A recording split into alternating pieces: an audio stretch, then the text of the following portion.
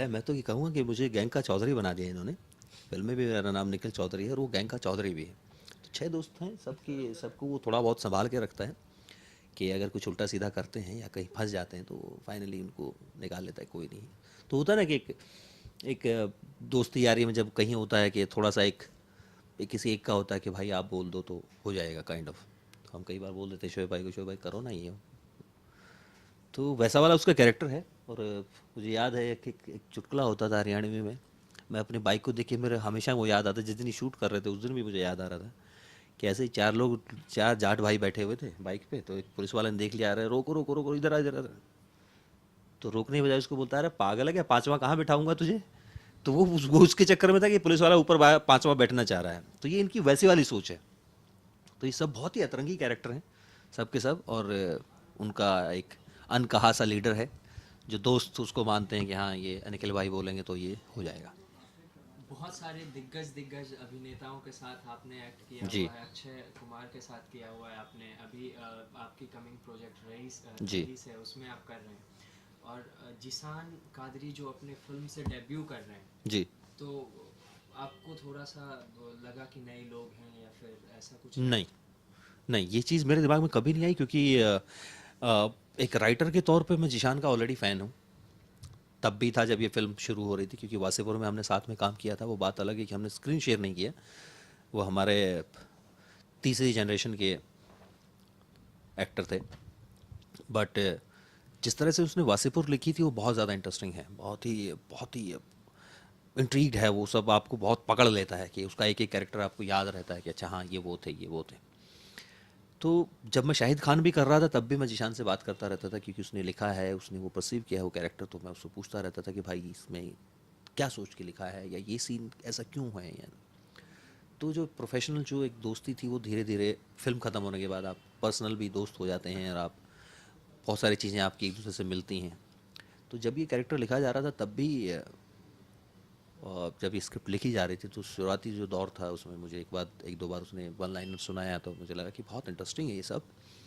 मैं बोलना चाहता था उसको कि मैं मुझे ले ले तो एज एन एक्टर इस फिल्म में, बट मैंने नहीं बोला।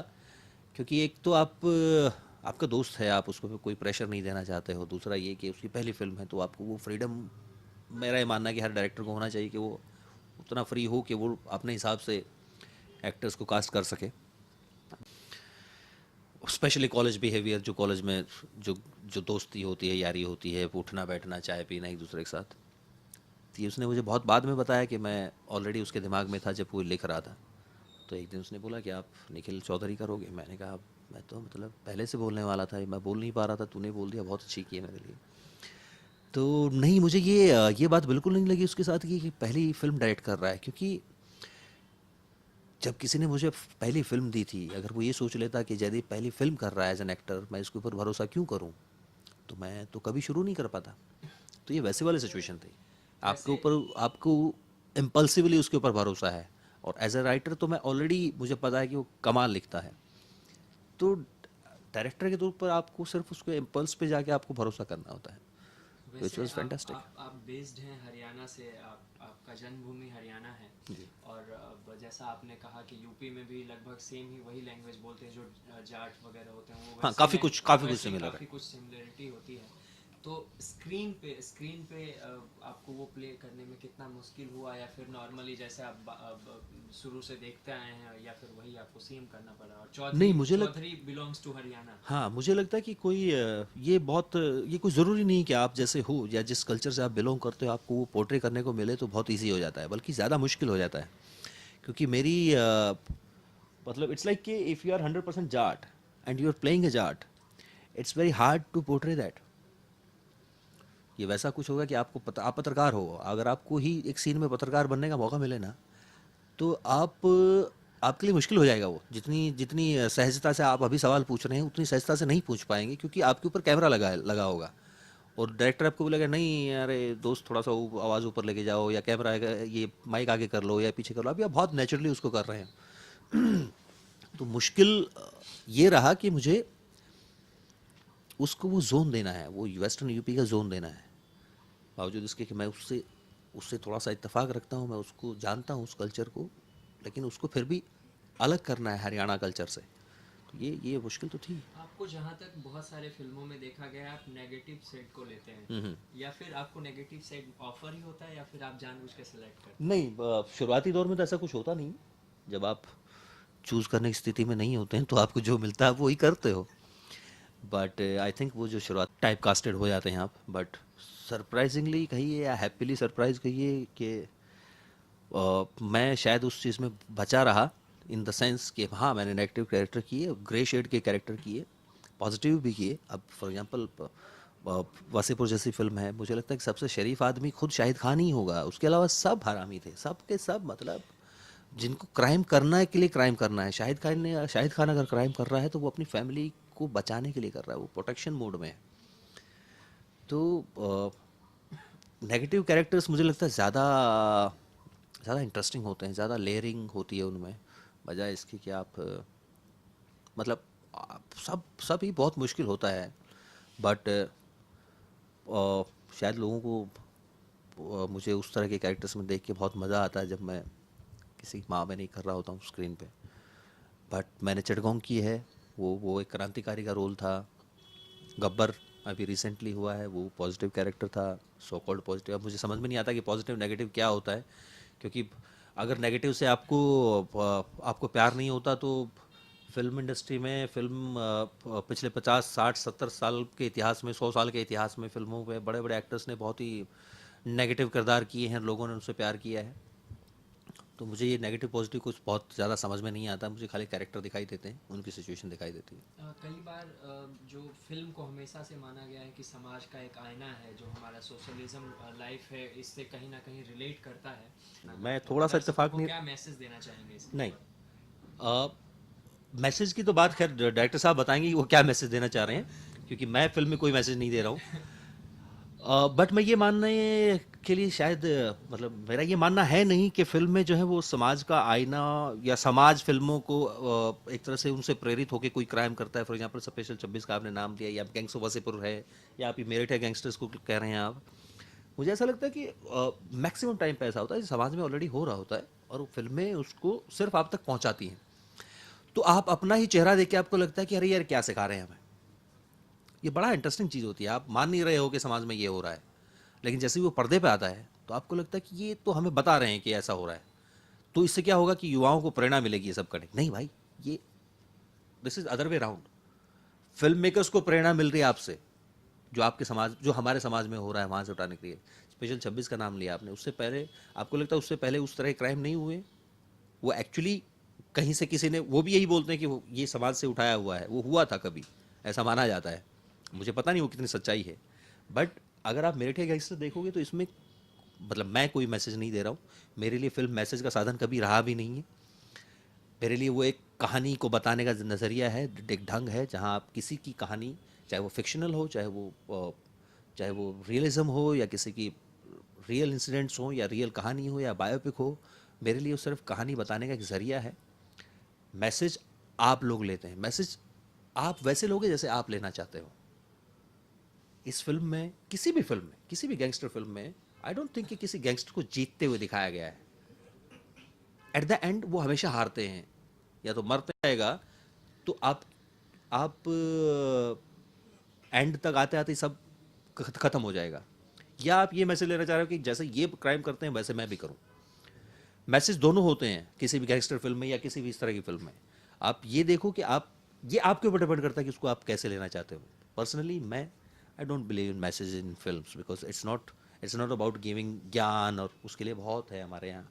ये देश ही ज्ञानियों से भरा पड़ा है।